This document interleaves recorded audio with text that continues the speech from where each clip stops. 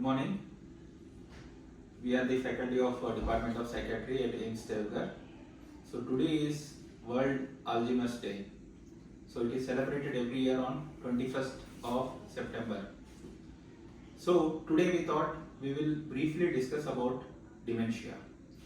So we have with us two experts, Dr. Adesh, who has done his fellowship in geriatric psychiatry, and we have Dr. Shantanu, associate professor here. He also has special interest in geriatric psychiatry. So let's ask both of them about dementia, the commonly asked questions among patients, also commonly asked questions among the clinicians. So Dr. Adesh, so for the sake of usefulness to the common public, I would like to ask in Hindi. Adesh, dementia क्या होता है? Thank you doctor Narasimha. देखिए, जब भी हम dementia की बात करते हैं तो अधिकतर टाइम डिमेंशिया को एक काफ़ी उम्र में होने वाली भूलने की दिक्कत से समझा जाता है या फिर याददाश्त में कमी होने से समझा जाता है। परंतु ये समझना जरूरी है कि ये सिर्फ इतना ही नहीं है। इससे भी डिमेंशिया की बात करें तो ये बहुत सारे लक्षणों का एक समूह है। तो याददाश्त का कम होना या फिर भुलावट चीज़ों का भूल जाना सिर्फ एक लक्षण है। बहुत उसके कई सारे लक्षणों में, जैसे कि लोगों का व्यक्तित्व चेंज होना, उनका व्यवहार करने का तरीका चेंज होना, उनको रास्ता खोजने में परेशानी होना, और ये सब चीज़ें उतना बढ़ जाता है कि उसको रोज़मर्रा के काम करने में दिक्कत होता है। वो अपना खाना नहीं बना पाते हैं, खेती नहीं कर पाते हैं, या फिर उनको ड्राइविंग में प्रॉब्लम होने लगता है, यहाँ तक कि शेविंग और अपना टॉयलेट नीड्स पूरा करने में भी दिक्कत होने लगता है। तो जब ये समस्याएं हैं एक साथ ग्रुप में इकट्ठा होने लगती हैं तो हम उसे एक डिमेंशिया की कंडीशन, डिमेंशिया की बीमारी में रखते हैं। Thank you. डॉक्टर शांतनु, अगर आदेश ने बोला है कि डिमेंशिया में सिर्फ मेमोरी प्रॉब्लम नहीं होता है, बहुत और प्रॉब्लम होता है। अगर मेरे को उम्र है 65 और मेरे को मेमोरी में थोड़ा सा फंक्शनिंग में, मेमोरी का फंक्शनिंग में थोड़ा सा दिक्कत हो रहे हैं, तो उस समय में डॉक्टर के पास जाना है या ये नॉर्मल एजिंग का प्रोसेस है, डॉक्टर के पास जाने का जरूरत नहीं है, ऐसे सोच के घर में रहना है?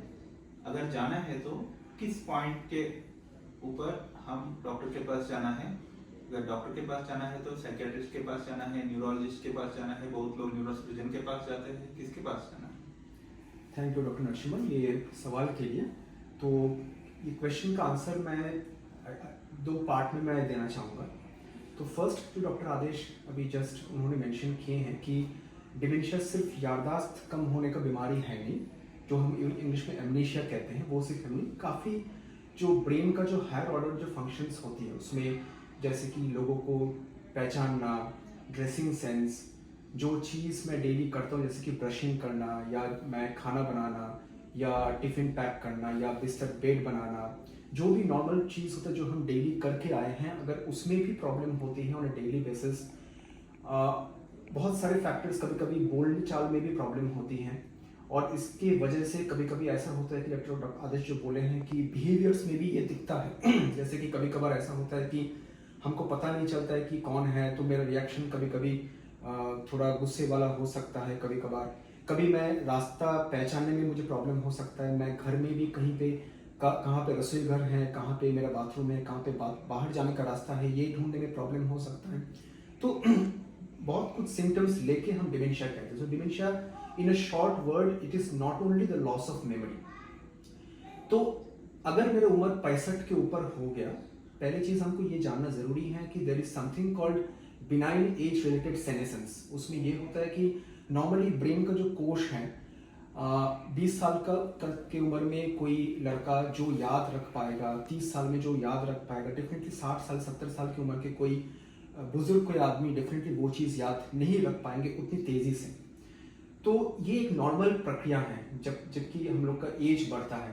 बट डेफिनेटली हाँ, अगर किसी को लगता है कि मैं चीज़ें भूल जा रहा हूँ, और उसके साथ साथ दूसरे जो सिम्टम्स अभी डॉक्टर आदेश और मैं जो बताया कि हमको दिक्कतें हो रही है जगह पहचानने में, लोगों को चेहरा पहचानने में, daily cheese activities of daily living को करने में, तो डेफिनेटली उनको डॉक्टर के पास आना ज़रूरी है। ना डिमेंशिया ऐसा एक चीज़ है, उसमें अल्जाइमर्स या डिमेंशिया लेवी बॉडी हम जो भी बोले, उसमें साइकेट्रिस्ट भी उनके इलाज कर सकते हैं, एक न्यूरोलॉजिस्ट भी इलाज कर सकते हैं, मेडिसिन स्पेशलिस्ट जिनको न्यूरोलॉजी में इंटरेस्ट है वो भी इनके इलाज कर सकते हैं। इवन कहीं बार हमको हेल्प चाहिए होता है, ऑक्यूपेशनल थेरेपिस्ट, स्पीच थेरेपिस्ट, बहुत लोगों का रिहेबिलिटेशन थेरेपिस्ट का हमको ये होता है। तो अगर ये किसी के दिमाग में ये आ रहा हो कि मुझे प्रॉब्लम हो रही है, they should definitely go and meet any of the physicians. ऐसा नहीं कि मुझे I should go to a psychiatrist first, I can go to an MBBS doctor, because उनको भी जानकारी होती है। कुछ आसान कुछ टेस्ट्स होती हैं, कुछ ऐसे बेड साइड कुछ टेस्ट्स होती हैं, 2-3 सवाल पूछे जाते हैं जिसमें एटलीस्ट एक स्क्रीनिंग हो सकता है कि शायद ये बुजुर्ग आदमी डिमेंशिया इनको हो रही है, अर्ली डिमेंशिया हो रही है, डिमेंशिया से ऑलरेडी ये he is suffering from dementia. Thank you doctor Shantanu. मैं सुनता हूँ अगर रनिंग करने से, साइकिलिंग करने से डिमेंशिया को प्रिवेंट कर सकते हैं। First question is it true? Second question is, if I wanted to prevent dementia at the age of 65, what are the things that I should be doing? बहुत ही important सवाल है doctor Narasimha. हाँ, तो अभी बात ये है कि टू प्रिवेंट डिमेंशिया, तो इसके पहले हमको जानना है कि रिस्क फैक्टर्स काफ़ी, we should know about the risk factors. इसमें एक होता है कि डायबिटीज़, हाइपरटेंशन, सेडेंटरी लाइफस्टाइल, हम बैठे बैठे काम कर रहे हैं, हम बाहर धूप में नहीं जाते, चलते नहीं हैं, या हम कुछ जिस काम में कॉग्निटिव इन्वॉल्वमेंट, जैसे कि कुछ पजल सॉल्व करना, कुछ इंट्रिकेट डिटेल्स पे काम करना, कुछ जैसे कि कैलकुलेशंस करना, अगर हम कुछ भी ऐसा नहीं करते तो ये सब रिस्क बनता है इन लेटर लाइफ। तो रिगार्डिंग प्रिवेंशन जो है, फर्स्ट सवाल डॉक्टर नरसिम्हा का ये था कि cycling, jogging, running exercise, they are very important actually, not only for dementia but ऐसी जो भी नॉन कम्युनिकेबल डिजीज होते हैं सबको प्रिवेंट करने के लिए। और नॉन कम्युनिकेबल डिजीज का मतलब है जैसे कि डायबिटीज, हाइपरटेंशन, कोलेस्ट्रॉल का प्रॉब्लम, ये सब के साथ डिमेंशिया का एक लिंक है। तो अगर साइक्लिंग एक्सरसाइज करने पे हमको पता है कि डायबिटीज कंट्रोल में रहेगा, लिपिड प्रोफाइल कंट्रोल में रहेगा, तो डेफिनेटली डिमेंशिया का भी ट्रीटमेंट में बहुत, प्रिवेंशन में बहुत रोल प्ले करता है। सेकेंड क्वेश्चन ये था डॉक्टर नरसिम्हा का कि at this age, current age, at the age of 30 to 40, मैं क्या क्या कर सकता हूँ ताकि मैं प्रिवेंट कर सकूँ कि 60 साल की उम्र में मैं चीज़ें ना भूलूँ, मैं लोगों को समझ सकूँ, मैं आइडेंटिफाई कर सकूँ। एक तो है डेफिनेटली एक्सरसाइज, जो अभी हम डिस्कस किए, that is very important. Second होता है to get involve in activities जिसमें ज़्यादा दिमाग लगे। फॉर एग्जाम्पल क्रॉसवर्ड, एक छोटा होता है कि अभी अखबार में क्रॉसवर्ड पजल आता है डिफरेंट लैंग्वेज में, हिंदी, इंग्लिश, बंगाली, कोई भी लैंग्वेज में क्रॉसवर्ड पजल, अगर मैं जानता हूँ कैसे वो करता है, I can solve on a daily basis. कुछ भी घर का काम, जो घर के औरतें होते हैं डेली वो खाना बनाते हैं, खाना बनाने के टाइम में कब ये मसाला डालना होता है, कब ये स्पाइसेस डालना होता है, ये भी एक कॉग्निटिव चैलेंजिंग टास्क होता है। घर में जो लोग होते हैं जो अखबार पढ़ते हैं, वो एक पेपर में एक न्यूज़ को दे कैन समराइज, डिस्कस। तो छोटे छोटे चीज़ में एक चीज़ होता है कॉग्निटिव रिजर्व, जो तभी रहता है जैसे कि जब मैं ये सब चीज़ में मैं इन्वॉल्व हूँ। कभी कभी ऐसा भी कहा जाता है कि जितना लैंग्वेजेस मैं ज़्यादा जानता हूँ, जितना एथमेटिक, जितना ह्यूमन इंट्रैक्शन, जितना स्टडीज़ मैं करता हूँ, उसमें जितना मैं मेरा टाइम गुजारूंगा, उतना ही मेरा कॉग्निटिव रिजर्व सेम रहेगा than a person who has not involve in this task. तो जिनका कॉग्निटिव रिजर्व ज़्यादा अच्छा से रहेगा, उनका डिमेंशिया होने का रिस्क बहुत ही कम है than those who are not doing it. So I think I have given the answer for this thing. Because मैं एडिक्शन में स्पेशलाइज्ड हूँ, दारू और तंबाकू ये लेने से, नींद का गोली ये लेने से डिमेंशिया का रिस्क बढ़ जाएगा या उसको बंद करने से डिमेंशिया का रिस्क घट जाएगा? तो इसका समाधान दे सकते हैं? ऑब्वियसली क्योंकि अभी जस्ट दो रीज़न है। एक है कि जैसे कि नॉन कम्युनिकेबल डिजीज़ का हम बात कर रहे हैं, अल्कोहल, स्मोकिंग या दूसरे भी जो नशा का पदार्थ हैं, इसमें डायबिटीज़ को वर्सन करते, ख़राब करते हैं, शुगर का change, lipid profile, even cardiac risk होता है, जो खून बहने का जो नली है उसमें प्रॉब्लम हो सकती है, जिसके कारण से वास्कुलर डिमेंशिया का प्रॉब्लम हो सकता है फ्यूचर में। तो डेफिनेटली इनको कम करने का, कम नहीं कंप्लीट बंद करने का would be the only option to stop, जैसे कि ये प्रोग्रेस ना हो। दूसरा ये है कि अल्कोहल का भी एक separate, it can also cause dementia which is called alcohol related dementia. कुछ कुछ इन्फेक्शंस का भी रिस्क है, जैसे कि HIV एड्स, इनका भी डिमेंशिया के साथ रिस्क है, हार्मोन्स का भी रिस्क है। तो अगर सवाल ये उठे कि ये सब नशीले पदार्थ बंद करना ज़रूरी है, तो as a doctor I should tell yes we should do it. ठीक है, थैंक यू। डॉक्टर आदेश, बहुत लोग आते हैं, बहुत पूछते हैं कि सर मेरे को MRI करवा लो, CT करवा लो, कुछ खून का जांच करवा लो, मेरा डिमेंशिया क्यों हो रहे हैं, अगर मेरे को ये भूल जाने की बीमारी, कुछ लोग बोलते हैं B12 डेफिशिएंसी से होता है, कुछ लोग शांतनु बोल रहे हैं कि HIV से हो सकता है। तो आपका कहना क्या है, मतलब ये सभी जांच करना है, अगर करना है तो कैसे डिसाइड करेंगे? अगर फॉर एग्जांपल मेरे को शुगर ज़्यादा है तो मैं ग्लूकोज लेवल को देख के या HbA1c को देख के बोल सकता हूँ कि इनको डायबिटीज है। तो उसी तरह आप MRI करके या कुछ जांच करके बता सकते हैं कि इनको डिमेंशिया है या नहीं है। देखिए, जब हम डिमेंशिया के प्रकार की बात करते हैं, आपको समझना होगा डिमेंशिया दो प्रकार से हम इसको विभाजित कर सकते हैं। एक है वो फैक्टर्स जो रिवर्स करके भी हम डिमेंशिया को रिवर्स कर सकते हैं। ये कुछ फैक्टर्स ऐसे होते हैं और कुछ बीमारी ऐसे होते हैं जिसमें डिमेंशिया का होना लाजमी होता है, या फिर डिमेंशिया होता ही रहता है, प्रोग्रेस होता रहता है। कुछ फैक्टर्स जो रिवर्सिबल होते हैं, जैसे कि विटामिन B12 का डेफिशिएंसी, थायराइड का होना, शुगर्स का इम्पेयर्ड होना, BP का इम्पेयर्ड होना, कई सारे फैक्टर्स होते हैं जिनकी कई सारे इन्फेक्शंस होना, ऑटोइम्यून डिजीज का होना, ये सारे फैक्टर्स हैं जो एक रिवर्सिबल डिमेंशिया को कॉज करते हैं। ये आइडेंटिफाई करना बहुत ज़रूरी है, क्योंकि डिमेंशिया अल्टीमेटली ये माना जाता है कि डिमेंशिया क्यूरेबल नहीं है। तो इन सारी बीमारियों को एक कम से कम समय में पता लगाना और उसको ट्रीट करना बहुत ज़रूरी है। और ये सारी चीज़ों के लिए MRI specific not CT scan but MRI और ब्लड इन्वेस्टिगेशंस काफ़ी यूजफुल है। इसलिए हमें सबसे पहले जब भी हमारे पास कोई भी डिमेंशिया का केस आता है, चाहे वो खासकर यंग ऑनसेट डिमेंशिया के केस की जब हम बात करते हैं, तो हमें बहुत सारे कारण जो कि हम ठीक कर सकते हैं, हमें उन कारणों का पता लगाना आवश्यक हो जाता है। फिर हम उसके बाद बहुत सारे कारण जो हम ठीक नहीं कर सकते हैं उनकी ओर जाते हैं। हालांकि उन सब चीज़ों में MRI CT इतने स्पेसिफिक नहीं है, वो हमें सिर्फ हेल्प करते हैं एक डायग्नोसिस को बनाने में। मोस्टली डिमेंशिया का डायग्नोसिस एक पेशेंट की अच्छे से हिस्ट्री, उसके केयर गिवर की अच्छे से हिस्ट्री और उस पेशेंट के एग्जामिनेशन पर ही निर्भर करता है। ठीक है, तो आपका कहना ये है कि MRI और जो भी इन्वेस्टिगेशन करते हैं, एक है जब कॉज पता नहीं चलता है, उस कॉज को पता चलने के लिए थोड़ा सा यूज होता है, जब हमारा डायग्नोसिस को सपोर्ट करने में थोड़ा सा मदद करता है। तो मैं करेक्ट समझ रहा हूँ? ठीक है। डॉक्टर शांतनु, ये चीज़ बताइए, अगर मेरे को डिमेंशिया डायग्नोस हो गया तो कितने % लोगों में आप, फॉर एग्जांपल आर्जिमस डिमेंशिया है, तो कितने % लोगों में हम रिवर्स कर सकते हैं? ट्रीटमेंट्स कितना इफेक्टिव है, और ट्रीटमेंट्स के अलावा कुछ और हमको करना पड़ेगा कि ये डिमेंशिया को हम अच्छा से हैंडल करें, तो बताइए। Thank you. अभी डॉक्टर आदेश ने एक इम्पॉर्टेंट मुद्दे पे बात किया, जैसे कि नॉन रिवर्सिबल डिमेंशिया, जिसके Alzheimer's dementia non reversible dementia, जो हम रिवर्स नहीं कर सकते हैं। बट कुछ कुछ डिमेंशिया जो विटामिन B12 डेफिशिएंसी की वजह से, कुछ इन्फेक्शंस की वजह से या कुछ हार्मोनल इश्यूज को हम रिवर्स कर सकते हैं। अल्जाइमर्स डिमेंशिया रिवर्स करना is actually an utopian concept possible.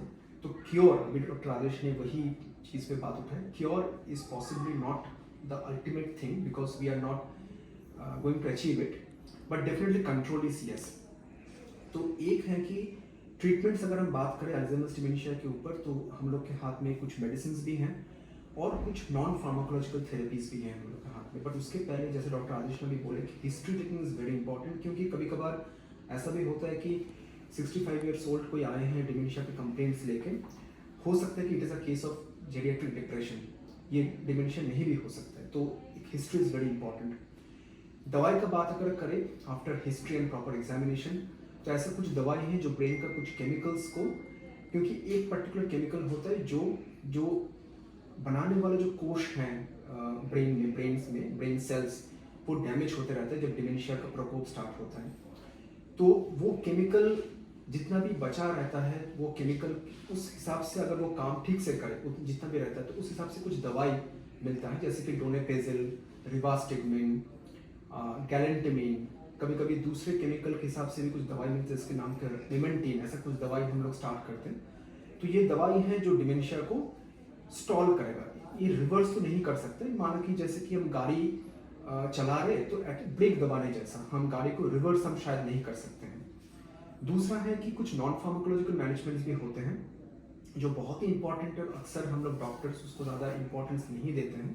एक तो है अभी हम डिस्कस किए थे regarding regular walking, regular keeping in a physical activity, ये सब तो डेफिनेटली है।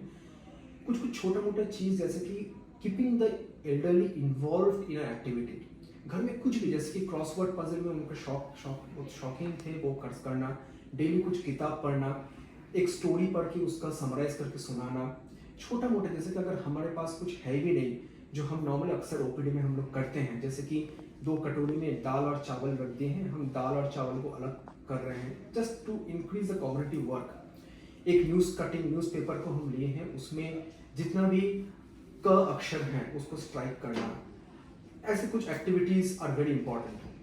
कभी ऐसा भी होता है विद इन द हाउस, घर में हम 5-10 मिनट हम बुजुर्ग आदमी जो डिमेंशिया अभी सफ़र कर रहे हैं उनके साथ एक पुराने फोटोग्राफ्स लेके बैठ गए, जिस फोटोग्राफ्स हम डिस्कस कर सकते हैं स्टोरी फॉर्म कि कौन लिए थे ये फोटोग्राफ में कौन है, ये फोटोग्राफ क्यों लिया गया था। तो इसमें क्या होगा, हम लोग का मेमोरी स्टिमुलेट होता है। तो ऐसा और भी कई थेरेपीज हैं, but on a daily basis ये थेरेपीज हम लोग ओपीडी में कर सकते हैं ताकि डिमेंशिया एटलीस्ट स्टॉल हो, ये आगे ना बढ़े। ओके, तो आप ये बोलना चाहते हैं कि सिर्फ दवाई नहीं है, दवाई के साथ साइकोलॉजिकल इंटरवेंशंस, घर वालों इंटरवीन करना बहुत जरूरी है। ये चीज़ बताइए, फॉर एग्जांपल बहुत पेशेंट्स हमारे पास आके बोलते हैं कि मैं उनको केयर करने में एक आदमी लगातार रहना है, तो इससे केयर गिवर का बर्डन भी बहुत ज़्यादा हो जाता है। वो किसी बाहर नहीं जा सकते हैं, किसी फंक्शन को अटेंड नहीं कर सकते हैं, हमेशा उनके साथ रहना पड़ेगा। वो how do you advice people to handle this? आप डॉक्टर नरसिम्हा जो सवाल मुझे किए हैं that is one of the most important and as well as most neglected. हम ट्रीटमेंट तो मरीज को करते हैं बट उनके घर वाले को कभी हम पूछते नहीं है कि आप लास्ट 1-2 साल आप किस फेज से आप गुजरे हैं। तो that is called as caregiver burden. तो एक आदमी जैसे कि मेरे मम्मी पापा डिमेंशिया से सफ़र कर रहे हैं, उनका डे टू डे एक्टिविटी तो मुझे डेली पार्टिसिपेट करना पड़ रहा है, even going to the toilet, even clothing him, brushing करना, उसको उनको खिलाना। घर में मैं छोड़ के बाहर नहीं जा सकता हूँ क्योंकि घर में वो प्रॉब्लम में फंसेंगे, बाहर लेके जाऊँगा तो वो घर वापस आएंगे कि नहीं। तो इस सब कारण से केयर गिवर बर्डन तो बढ़ता है। तो हमको ये चीज़ आइडेंटिफाई करना बहुत ज़रूरी है। और ये केयर गिवर बर्डन तब ज़्यादा बढ़ जाता है व्हेन बिहेवियरल प्रॉब्लम्स या साइकोलॉजिकल कुछ सिम्टम्स डिमेंशिया के साथ आ जाता है, जिसको हम शॉर्ट फॉर्म में BPSD कहते हैं, behavioural and psychological symptoms of dementia, जिसमें एंगरनेस, इरिटेबिलिटी, असॉल्टेटिवनेस, कैटास्ट्रॉफिक रिएक्शन, ये सब कुछ रिएक्शंस हैं, बिहेवियरल सिम्टम्स हैं जो पेशेंट्स को होते रहते हैं। ये जब आ जाता है केयर गिवर बर्डन और भी बढ़ जाता है। तो केयर गिवर बर्डन को कम करने के लिए मैं ये भी बोलूँगा कि जो केयर गिवर हैं वो भी आके साइकियाट्रिस्ट डॉक्टर से मिले, खुद के एक्सपीरियंसेस को बताए। अगर उनमें डायग्नोस्ड है डिप्रेशन या कुछ भी, because he is taking care of that person, वो भी डायग्नोस्ड हो, वो भी ट्रीटेड हो। बट अगर नहीं भी हो at an early stage, he or she should have some quality time। जैसे कि कभी हम बोलते हैं जब हम बच्चे को केयर लेते हैं मम्मी पापा, तब हम बोलते हैं कि कभी बच्चे को छोड़ दो, हम should have a quality time between the husbands, ताकि हम बच्चे से थोड़ा दूर हम लोग का लाइफ हम लोग लीड करें। Similarly after taking care of the elderly person, they should have at least half an hour to 1 hour for them to pursue their hobbies, to go for a walk, to have a good food, go to the restaurant, that is very important। और ये है कि care givers के लिए ये मेरा संदेश ये है कि आप अगर इलाज कर रहे हैं कोई पेशेंट जो डिमेंशिया से सफ़र कर रहे हैं, आप आपके एक्सपीरियंस को डेफिनेटली व्यक्त करें to the doctor. That is important because doctor will definitely listen to your story and will give proper referrals and proper therapy. Thank you doctor Shantanu.